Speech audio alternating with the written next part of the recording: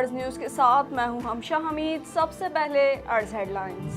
वजीर खारजा शाह महमूद कुरैशी ने भारत को खबरदार किया है कि आपने हाथ उठाया या आंख उठाई तो फरवरी की तरह याद रखना, हम तुम्हारी गीदड़ भपकियों में नहीं आएंगे। सेनेट में पॉलिसी बयान में कहा कि भारत ने कश्मीर में आलमी कवानीन की खिलाफ वर्जी की।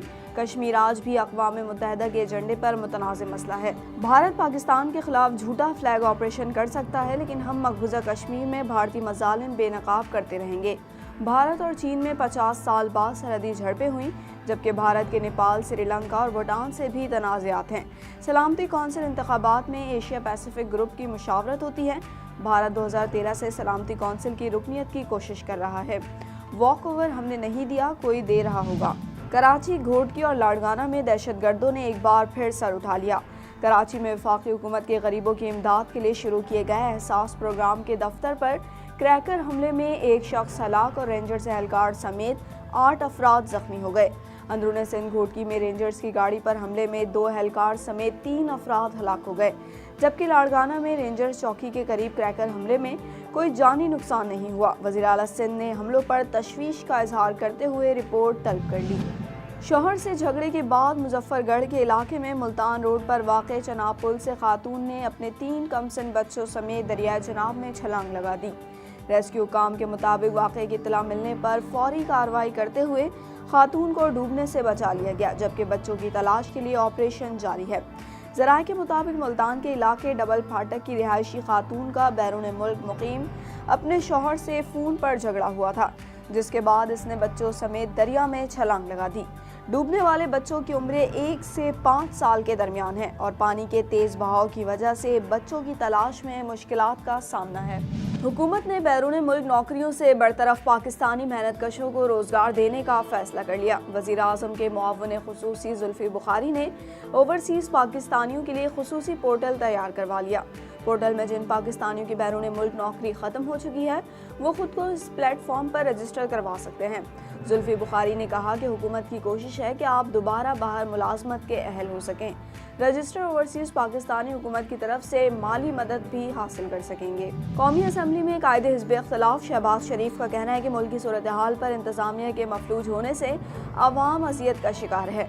कोरोना वायरस के इलाज के लिए इस्तेमाल की जाने वाली दवाएं, तिब्बी सामान बाजार से गायब कर दिए गए या फिर महंगे दामों फरोख्त हो रहे हैं। इंतजामिया में कोई नहीं है जो दवाओं की नायाबी और महंगे दामों की फरोख्त रोक सके।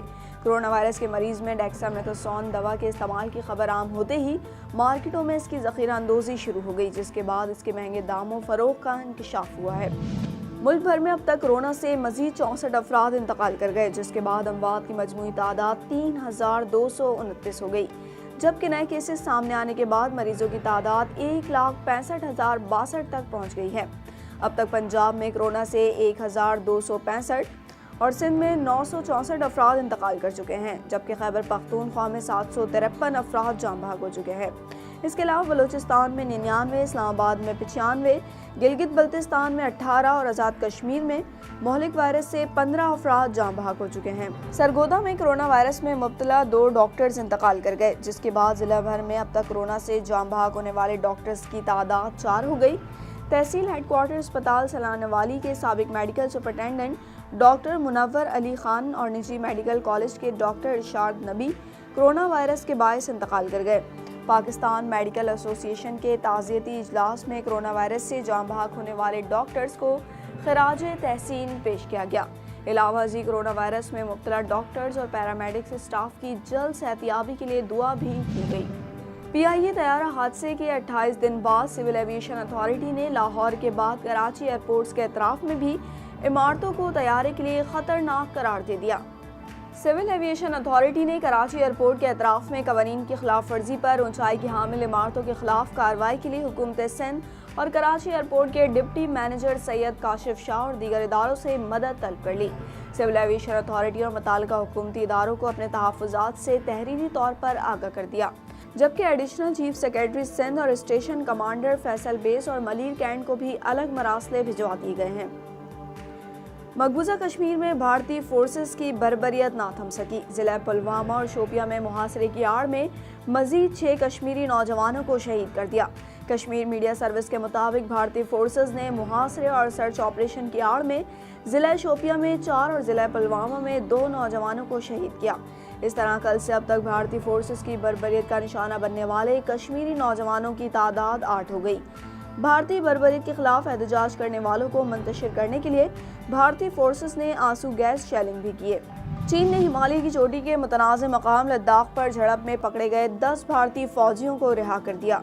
पीर के रोज़ होने वाली झड़प के बाद तनाव को कम करने के लिए दोनों फरीकीन के माबेन मुतादिद बार मुज़ाकरात हुए।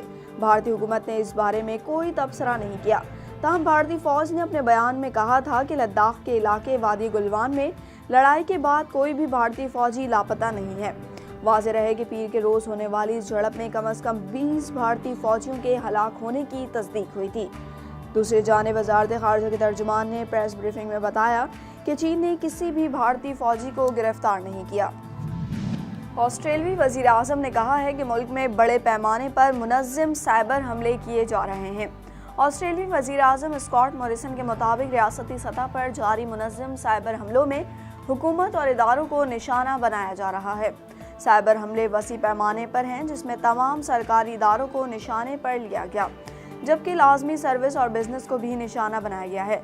ऑस्ट्रेलियाई वज़ीर आज़म ने साइबर हमलों पर फौरी तौर पर किसी हुकूमत की तरफ इशारा नहीं किया। ऑस्ट्रेलियाई वज़ीर आज़म का कहना था कि इनकी तरफ से आवाम को आगाह करने का मकसद आगाही फराहम करना और अपने कारोबार के दिफा को बेहतर बनाना है। पाकिस्तान की सुप्रीम कोर्ट ने जस्टिस काजी फाइज ईसा की दरख्वास्त पर फैसला सुनाते हुए उनके खिलाफ सुप्रीम जुडिशल काउंसिल में दायर रेफरेंस को कलअदम करार दे दिया।